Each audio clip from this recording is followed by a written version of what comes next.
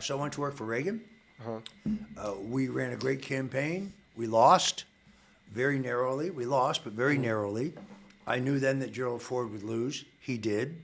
I knew that would open a door again for Ronald Reagan. At a time when many people thought Reagan was too old, I did not think he was too old. So I was one of the first people to sign up for his 1980 campaign, which of course he won. I handled the northeastern states, New York, New Jersey, and Connecticut, where I was from.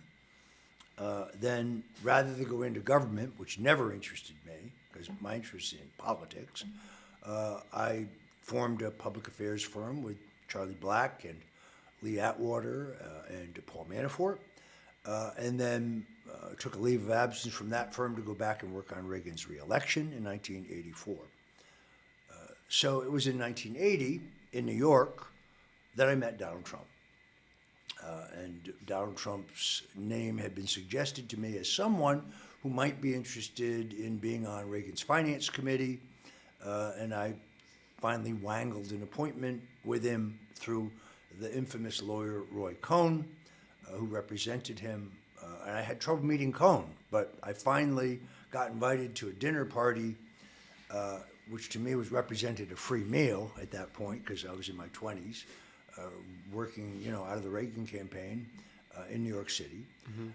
And I finally got in to see Donald Trump, and I sold him on Reagan. I sold him on joining our finance committee. He and his father both raised, I think it was $100,000 for us, which in 1979 is a huge amount of money. And we became very friendly because once Trump had invested, he wanted to keep checking on his investment. I mean, Donald Trump doesn't back any losers.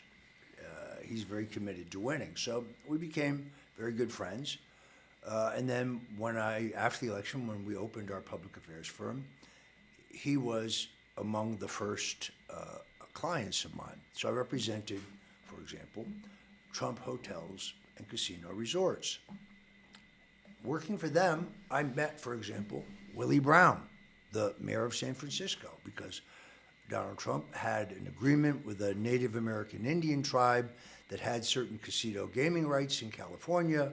There was thought that maybe we would put a casino, or we would acquire land, have it put in trust for the tribe, and put a casino either in San Francisco or in Oakland. So I met Willie Brown several times, and we kind of hit it off because we're both interested in clothes. I always had a distinctive interest in looking different than everyone else, looking better than Good quality, right? I also met Jerry Brown, the former governor, who by then was mayor of Oakland, who was an outside-the-box thinker, kind of a libertarian, interesting guy, because we were also looking at Oakland. I really liked Willie Brown. I still like Willie Brown. And even after I no longer worked for Trump, whenever I went to San Francisco on business, I would look Willie up and we would have dinner.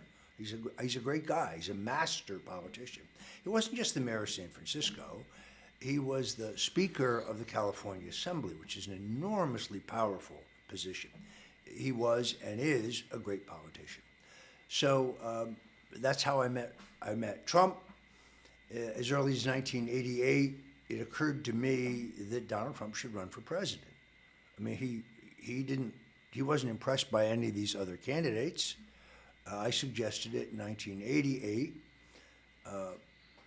He loved the publicity that would be generated from the idea more than I think in 1988. I'm not sure he was as serious about it as I was. If you ask him about him today, he'll say it was Roger's idea. He always loved the idea more than I did. But we made a trip to New Hampshire, like an exploratory trip. I remember that more people turned out to see his black helicopter land than had turned out to see Vice President George Bush the month before at the same Portsmouth Chamber of Commerce where he spoke.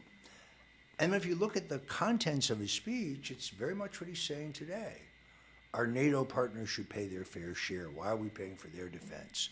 These trade deals, this is pre-NAFTA, pre-GATT. These trade deals, these one-size-fits-all trade deals, we're getting taken to the cleaners. We need to make deals that are good for us and good for our trading partners, not just deals that are good for them.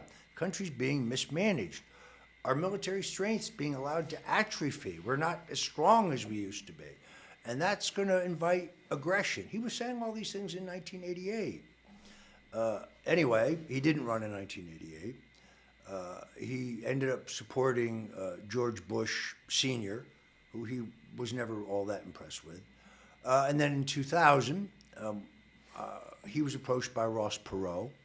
One thing I learned is all these billionaires know each other, okay? And he also was friendly with Jesse Ventura, who had been a professional wrestler, but who had been elected governor of Minnesota as an independent. Because Perot had run so strongly as a Reform Party candidate, it was a recognized party. It was on the ballot in most of the states. And under the federal election law at the time, once the party was nominated a candidate, they got a check for $38 million for their general election campaign. So Trump, the businessman, said, wow, run for president on somebody else's money? What a great idea. I think he was more serious about it than people thought. In the end, he concluded, and I could not disagree, that you probably couldn't get elected in the country as an independent or a third-party candidate. Had to be either a Republican or a Democrat. What he didn't want to do was take so many votes from Al Gore that he inadvertently, or from Bush that he inadvertently elected Gore. So he didn't run. What's interesting is that 3 months after he withdrew and made it absolutely clear he would not be a candidate, by law, his name was already on the ballot for the Reform Party primaries in California and Michigan, and he won both of them.